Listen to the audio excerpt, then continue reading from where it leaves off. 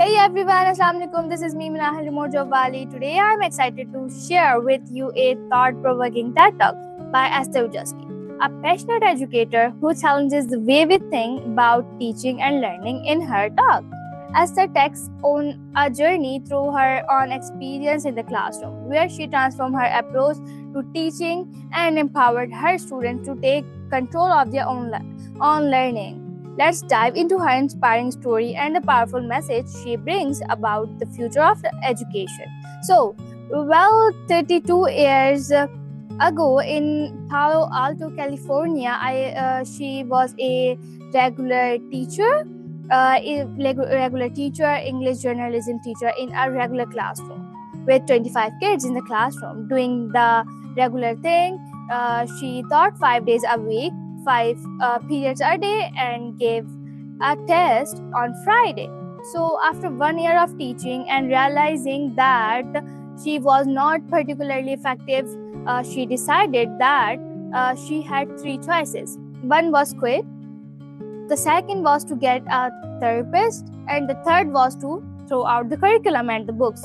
So since she was a non-tenured teacher, it was a bit of a risk for her to do any of those. So what she decided to do is throw out the curriculum and the books, and then she waited to be fired. Well, actually, the administration never even noticed. So what happened instead is that they noticed that within a 3-year period, her enrollment went from 19 students to 100 students. They wondered what she was doing in the classroom. So actually what she was doing in the classroom is she had given kids to opportunity to control their own learning, and she made the curriculum authentic. That made the difference, a huge difference. So however, today in schools everywhere, most kids have no control of their learning and the curriculum is not authentic. In fact, they go to school and something she call airplane mode. That is, they work is through metal detectors in many schools.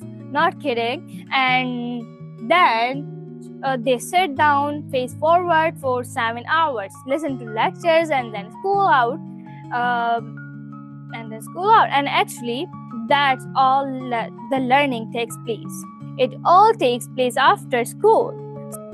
Einstein said that learning is experience, everything else is just information. So what is happening today is that the majority of learning is done by lecturing to kids on a regular basis. And it must be asked, how effective is that? The majority of learning actually takes place outside of the classroom. In fact, 80% takes place out of the classroom. People learn by doing, by interacting. Can you imagine learning to ride a bike by reading a book about it? Or learning to code by watching somebody else to do it? There are some of the things we are asking kids to do. Maybe not riding a bike, but something similar. So, are we teaching in lecture mode but not in doing mode? So why we are still teaching in lecture mode and not doing mode? Well, it's because it's really tough to change the culture.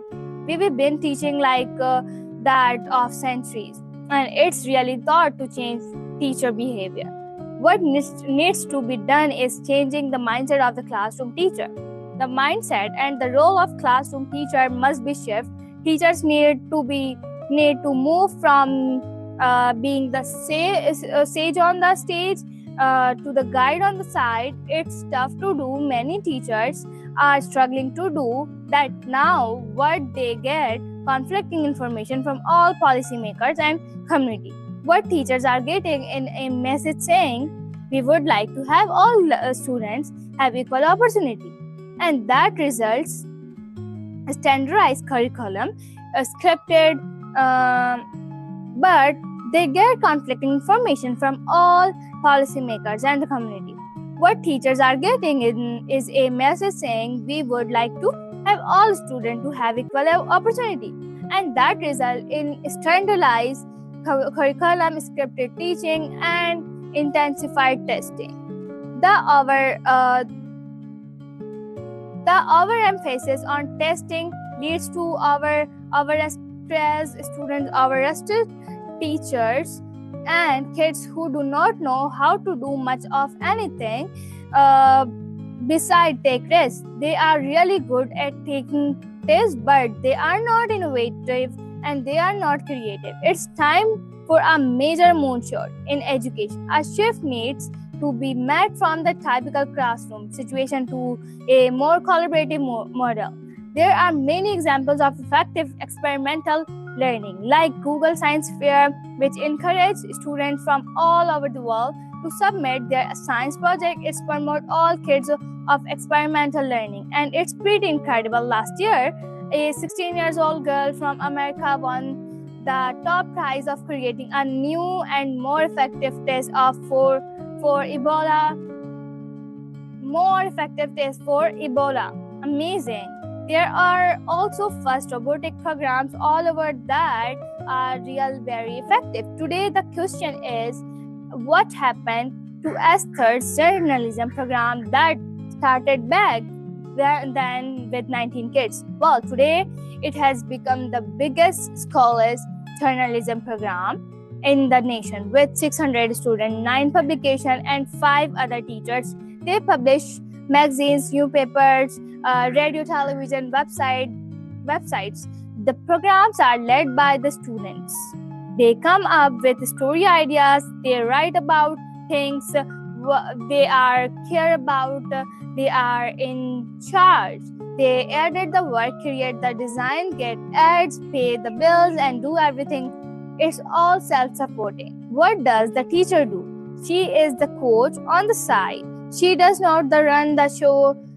Here's an example of the kind of work that the student do. It takes first place in the nation from Columbia Scholastic Press Association and the National Scholastic Press. As you can see, putting kids in charge of learning is really a kid magnet. It's freedom, trust, and responsibility. We need to help teachers change. We need to help teachers see that authentic project-based learning is not only the student's interest, but also in the teacher's interest. Is much easier to oversee a project or projects than it's to prepare 5 hours of lecture every day and lecture to kids who don't really want to listen. So how do we get that type of teaching into the classroom everywhere? Esther has an idea. Let's start Moonshot movement. Now, let's students have Moonshot Friday every week, once a week in every school. Everywhere, a regular reserving makers fair like environment where they can create it to projects, come up with their own ideas, and work on things for 20% of the time. Just like Google's 20% time, let's incorporate a Moonshot database to share ideas and tools they can use. Let's do it now. It's within our reach. We don't need additional committees, additional equipment, or better building. We just need to take action. Let's start with the Moonshot Friday movement, and it's start now. So, Esther Vygotsky TED Talk reminds us that education should be about more than just memorizing facts and taking this. It's about fostering creativity, critical thinking, and giving students the tools they need to take charge of their own learning. The Moonshot Friday idea, where students get time to work on projects from their own design, is just one example of how we can shift the way we teach. If we embrace change and empower teachers and students alike, we can create a system of education that's truly transformative. So my school is also doing like these things, so you can also do it. Thank you so much everyone for watching and listening, and I hope you feel inspired to rethink the way we learn and teach. So that's all about my video. If you like my video, so don't forget to like. Bye. Allah Hafiz.